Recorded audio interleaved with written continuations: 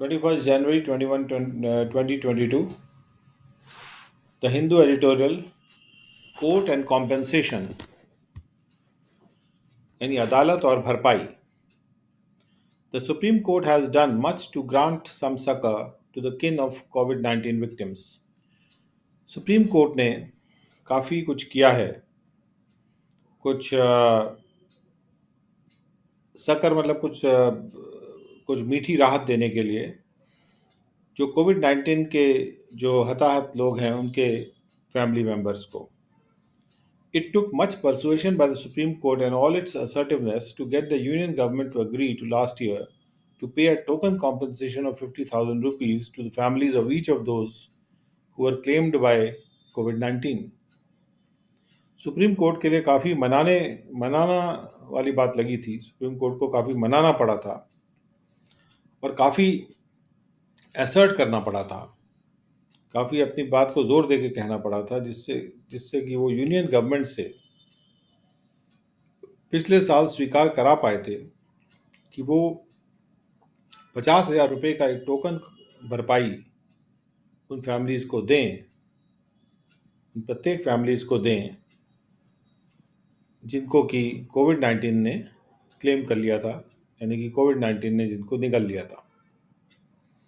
The time has now come for the court to assert its authority once again to ensure that neither tardiness on the part of the states nor incorrect rejection of claims deprives genuine victims of their right to the ex gratia amount. समय अब आ गया है court के लिए कि वो अपनी authority को फिर से जोर दें, एक बार फिर से ये सुनिश्चित करने के लिए कि ना तो जो टार्डीनेस यानी ढीलापन स्टेट्स के पार्ट पे, ना ही गलत तरह से रिजेक्ट करना क्लेम्स को, ये जो सचमुच के जो विक्टिम्स हैं उनको वंचित ना कर दे उनके अधिकार से इस एक्स ग्रेशिया अमाउंट के लिए. In the latest hearing the court had to pull up a couple of states for not disbursing the amount fast enough and express concern about the high number of rejected claims. बिल्कुल हालिया hearing के दौरान court को दो राज्यों को थोड़ा pull up करना पड़ा, यानी कि उनको थोड़ा डांटना पड़ा कि उन्होंने जो राशि है उसका डिसबर्समेंट यानी उसका वितरण जो है पर्याप्त तेजी से नहीं किया है, और उन्होंने चिंता भी व्यक्त की कि इतने सारे रिजेक्टेड क्लेम्स क्यों आ रहे हैं. In the backdrop of reports that there has been significant underreporting of deaths due to the novel coronavirus pandemic, the bench had passed orders some months ago to the effect that no person's family shall be denied the benefit on the ground that the death certificate did not specify the cause of death as due to COVID-19. In reports की पृष्ठभूमि में कि काफ़ी महत्वपूर्ण under reporting हुई है deaths की नए कोरोना वायरस के महामारी की वजह से, बेंच ने ये ऑर्डर पास किए थे कुछ महीनों पहले कि, और उन ऑर्डर्स का असर ये था कि किसी भी पर्सन की फैमिली को बेनिफिट से वंचित नहीं किया जाएगा इस आधार पे कि जो डेथ सर्टिफिकेट है उसमें जो कारण है डेथ का वो कोविड-19 खास तौर पे नहीं लिखा है कि कोविड-19 की वजह से डेथ हुई है. Early experience since the outbreak showed that many deaths were attributed to comorbidities rather than to the infection itself. शुरू का अनुभव ने तब से ये दिखाया है, आउटब्रेक जब से हुआ है तब से ये दिखाया है कि बहुत सी डेथ्स का कारण कोमॉर्बिडिटीज को किया गया था, यानी जो मृत्यु के दूसरे जो कारण होते हैं जो साथ में रहते हैं उसकी वजह से जो लोग मर जाते हैं, जैसे डायबिटीज इत्यादि, बजाय इसके कि वो इन्फेक्शन से मरे हों. Also, many died after testing negative during hospitalization or after their discharge. और भी कई लोग नेगेटिव टेस्ट करने के बाद भी हॉस्पिटलाइजेशन के दौरान या डिस्चार्ज के बाद मर गए थे. To address the situation, the court directed that any death occurring within 30 days of a person testing positive or being clinically determined to suffer from the infection will be eligible for the ex gratia payment. इस स्थिति को संबोधित करने के लिए court ने ये direction दिया था कि कोई भी डेथ अगर 30 दिन के अंदर हो जाती है, जिसके जब पर्सन पॉजिटिव टेस्ट हुआ है, या जब डॉक्टरों ने ये तय कर दिया था कि वो इन्फेक्शन से सफ़र कर रहा है, भले ही वो पॉजिटिव टेस्ट ना भी हुआ हो या भले ही नेगेटिव टेस्ट हो गया हो, अगर डॉक्टर्स ने ये तय कर लिया था कि वो इन्फेक्शन से सफ़र कर रहा है, तो वो तो भी वो एलिजिबल हो जाएगा एक्स ग्रेशिया पेमेंट को प्राप्त करने के लिए। In addition, the court devised an appeal mechanism in the form of grievance redressal committees at the district level. और इसके अलावा कोर्ट ने एक अपील करने का मैकेनिज्म भी डिवाइस किया था, तैयार किया था, एक ग्रीवेंस रिड्रेसल कमिटीज, समितियों के रूप में, जो कि शिकायत को दूर करने वाली समितियां हैं डिस्ट्रिक्ट लेवल पे। In the latest order, the bench comprising Justice M.R. Shah and Justice Sanjeev Khanna has directed that if a claim has been rejected due to defects in application, the family must be given an opportunity to rectify the shortcoming and then be paid the compensation. अब हालिया order में bench, जिसमें कि justice M R Shah हैं और justice Sanjeev Khanna हैं, उन्होंने direction दिया है कि यदि कोई ऐसा क्लेम है, कोई ऐसा दावा है जिसको एप्लीकेशन में कमी की वजह से रिजेक्ट कर दिया गया था, तो फैमिली को एक मौका दिया जाना चाहिए कि वो कमी को सही कर दे और उसके बाद वो कॉम्पेंसेशन पे कर दिया जाए उसको, उस फैमिली को। Noting that in some cases the number of claims is lower than the number of registered deaths, the court has directed that officials reach out to the families on their own. ये note करते हुए कि कुछ cases में जो claims का number है वो रजिस्टर्ड डेथ के नंबर से भी कम है, तो कोर्ट ने ये डायरेक्शन दिया है कि जो सरकारी ऑफिशियल्स हैं, सरकारी मुलाजिम, वो फैमिलीज के पास जाएं अपने आप से। It has extracted assurances from some states that claims that had been cleared but yet to be disbursed would be cleared as early as possible. उन्होंने आश्वासन भी ले लिया था, जबरन ले लिया था कुछ स्टेट से कि जो जो दावे, यानी जो क्लेम्स हैं एक्सग्रेशिया पेमेंट के, जिनको क्लियर तो कर दिया गया रहा था लेकिन अभी डिसबर्स नहीं किया गया था, वो जल्दी से जल्दी क्लियर कर दिए जाएंगे। Significantly, it has also mandated the disclosure of the reasons for rejection to the applicant so that they could either rectify the errors or go on appeal to the committee to redress such grievances. और महत्वपूर्ण बात यह है कि उन्होंने ये भी ज़रूरी कर दिया है कि जिन एप्लीकेंट्स के एप्लीकेशन रिजेक्ट कर दिए गए हैं उनको रिजेक्शन का कारण भी खुलासा किया जाए, जिससे कि वो या तो अपने जो भी गलतियां हुई थी उसको ठीक कर सकें, या वो कमिटी के पास अपील में जा सकें जिससे कि उनके शिकायत दूर हो जाए। In yet another bid to ensure that eligible families are not denied the benefit, the court has roped in the Legal Services Authority in each state and district to ascertain whether compensation has been paid to the kin of everyone recorded as dead due to the pandemic in official records and facilitate the payment if it is yet to be made. एक और कोशिश में ये सुनिश्चित करने की कि जो एलिजिबल फैमिलीज हैं उनको बेनिफिट वंचित ना हो, वो वंचित ना हो जाए बेनिफिट से, फायदे से, कोर्ट ने लीगल सर्विसेज जो अथॉरिटी होती है हर स्टेट में और डिस्ट्रिक्ट में, उसको भी शामिल कर लिया है, ये पता लगाने के लिए कि यदि वो हर व्यक्ति को जिसको कि डेड रिकॉर्ड किया गया था पेंडेमिक की वजह से ऑफिशियल रिकॉर्ड्स में, क्या उस हर एक व्यक्ति के जो फैमिली है उनको क्या कॉम्पेंसेशन पे कर दिया गया है। और इस बात के लिए भी उनको शामिल किया गया कि इस लीगल सर्विस अथॉरिटी को शामिल किया गया कि वो अगर पेमेंट नहीं किया गया तो उसको आसान बनाए पेमेंट को। The supreme court has done much to grant some succor, लो दो the quantum may be, in the light of the staggering impact this pandemic has had on lives and livelihoods to millions of people. Supreme court ने काफ़ी कुछ किया है उनको राहत, मीठी राहत दिलवाने के लिए। हालांकि जो मात्रा है वो हालांकि कम होगी अगर हम इस लाइट में देखें कि जो महामारी का कितना बड़ा असर हुआ था लोगों के जिंदगियों पे और लोगों के जीविकाओं पे, मिलियंस ऑफ लोगों के लिए। Yemen tragedy, second editorial, Yemen की त्रासदी। Iran, Saudi Arabia, and UAE must rein in proxies and work towards rebuilding Yemen. Iran, Saudi Arabia और यूएई को लगानी चाहिए प्रॉक्सियों पे और यमन को दोबारा रीबिल्ड करने की तरफ काम करना चाहिए। The Saudi-led coalition in which the UAE was a part started bombing Yemen in 2015, hoping to swiftly dislodge the Houthi rebels from Sana'a and reinstate the government of Abdrabu Mansour Hadi in the capital. जो Saudi Arabia के द्वारा lead किया गया collision है जिसमें UAE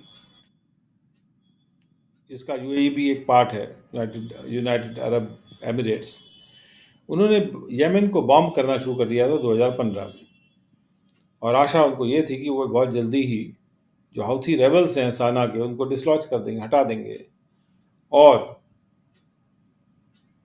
Abdul मासा हादी की government को दोबारा से रीस्टेट कर देंगे कैपिटल में। Almost 7 years later, the Iran-backed Houthis, who were holed up in northern Yemen and began counterattacks and missiles and drones into Saudi Arabia, have expanded the war all the way to the Gulf coast of the UAE. करीब 7 साल बाद Iran के द्वारा जो supported हाउथीस हैं जो कि northern Yemen में छुपे हुए हैं और उन्होंने काउंटर अटैक शुरू कर दिए थे, विपरीत अटैक शुरू कर दिए थे मिसाइल से, ड्रोन से सऊदी अरेबिया में। उन्होंने वॉर को और विस्तारित कर दिया है गल्फ कोस्ट तक यूएई की। Monday's drone attacks on Abu Dhabi by the Houthis, in which two Indians and a Pakistani were killed, were a message to the Emiratis on what they are capable of Monday के जो drone attack किए गए हैं Abu Dhabi पे हाउथीज के द्वारा, जिसमें 2 भारतीय और 1 पाकिस्तानी मारा गए हैं, ये एक मैसेज है यूनाइटेड अरब एमिरेट के लोगों के लिए कि हाउथीज किस काबिल हैं। It may not be a coincidence that the attacks were carried out at a time when the UAE backed forces have been making slow gains in Yemen's conflict against the Saudis.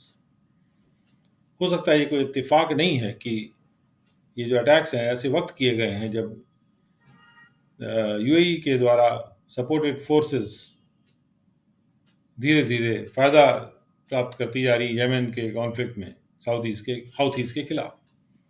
But the UAE's involvement in Yemen has had many turns. लेकिन UAE का जो जो जिस तरह से शामिल हुआ है यमन में उसके कई मोड़ आए हैं। It quit the Saudi-led coalition in 2020 as the war had hit a stalemate. UAE ने सऊदी अरेबिया की कोalition को छोड़ दिया था 2020 में क्योंकि वॉर रुक गई थी। मतलब वॉर में स्टेलमेट आ गया था, यानी कि उसमें उसका कुछ सॉल्यूशन नहीं मिल रहा था। Since then, the Emiratis have provided tactical support to the Southern Transitional Council, a separatist body in southern Yemen that drove the Saudi backed forces loyal to President Hadi out of Aden. और तब से क्या हुआ है कि जो अमेरिटीज हैं उन्होंने टैक्टिकल सपोर्ट दिया है सदर्न ट्रांजिशनल काउंसिल को, जो कि एक सेपरेटिस्ट बॉडी है, जो अलग होने वाली बॉडी है साउदर्न यमन में, जिसने कि सऊदी के द्वारा जो बैक फोर्सेस थे उनको, जो कि लॉयल थे प्रेसिडेंट हादी के प्रति, उनको एडन से बाहर ड्राइव कर दिया था। The dynamics changed again when the Houthis began pushing into territories outside their stronghold, especially Marib. और जो डायनामिक्स हैं वो चेंज हो गए फिर से जब हाउदीज ने ऐसे टेरिटरीज में पुश करना शुरू कर दिया जो उनके स्ट्रांग होल्ड के बाहर थे, खासतौर पे मारीब में। If they take Marib they would be a step ahead to push into the south. अगर वो मारीब ले लेते हैं तो वो एक स्टेप आगे हो जाएंगे साउथ की तरफ पुश करने के लिए। Faced with the prospects of further Houthi territorial gains, UAE-backed forces such as Giants Brigades, a militia from the south, have joined hands with the government. And then came the Abu Dhabi attacks.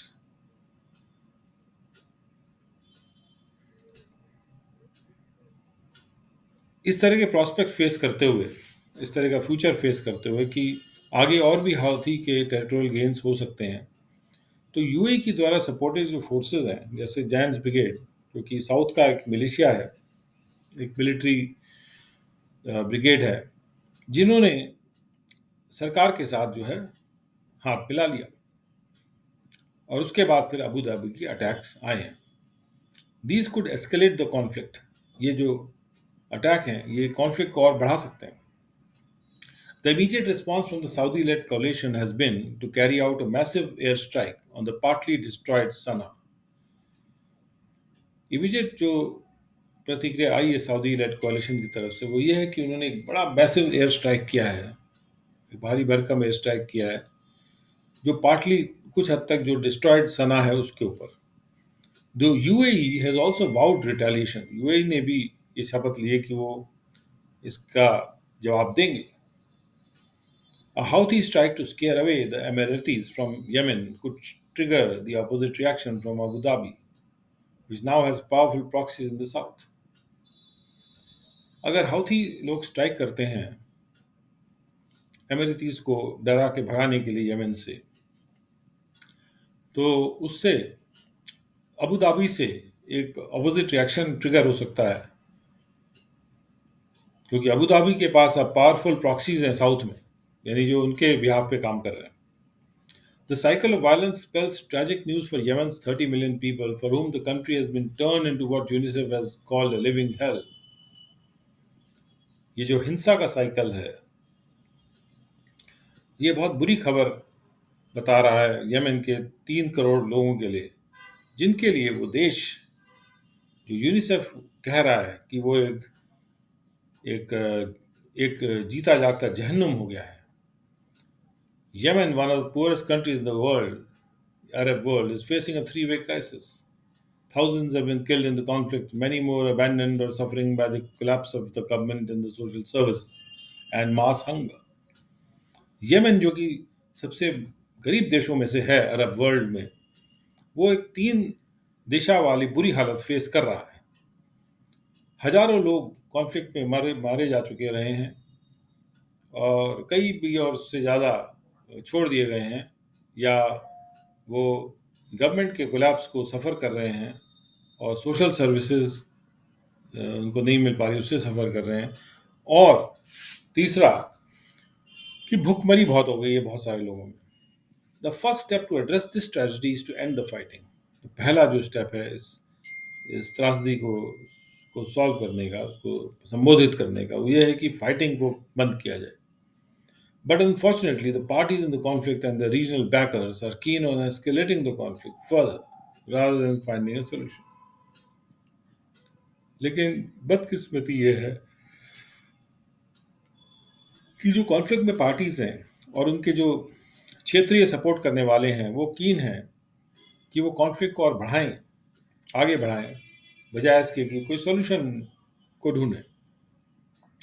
If the fighting over the last 7 years holds any lesson, it is that there can be no military solution to Yemen's problems. 7 साल में जो भी fighting हुई है, अगर उससे कोई सबक आता है तो वो ये है कि यमन की प्रॉब्लम के लिए कोई मिलिट्री सॉल्यूशन नहीं हो सकता। To dial down tensions, there have to be talks not only between the rebels, separatists, and the government, but also between their backers, Iran, the UAE, and the Saudi Arabia. Tensions को dial down करने के लिए, यानी dial करके नीचे लाने के लिए टॉक्स करने की जरूरत होगी, न केवल रेबल्स और सेपरेटिस्ट और गवर्नमेंट के बीच में, बल्कि उनके सपोर्ट करने वालों के बीच में भी, ईरान, यूएई और Saudi Arabia. If these regional powers agree to rein in their proxies and work towards rebuilding Yemen, that will also help them restore stability and security in the Arabian Peninsula. अगर ये जो क्षेत्रीय powers हैं ये इस बात को स्वीकार कर लें कि उनको अपने प्रॉक्सीज पे यानी जिनके बिहाफ पे वो काम कर रहे हैं उनको लगाम लगा नहीं है तो और यमन को फिर से बिल्ड करने की तरफ काम करना है तो उससे भी स्थिरता को वापस लाने में मदद मिलेगी और सिक्योरिटी को वापस लाने में मदद मिलेगी अरेबियन पेनिनसुला में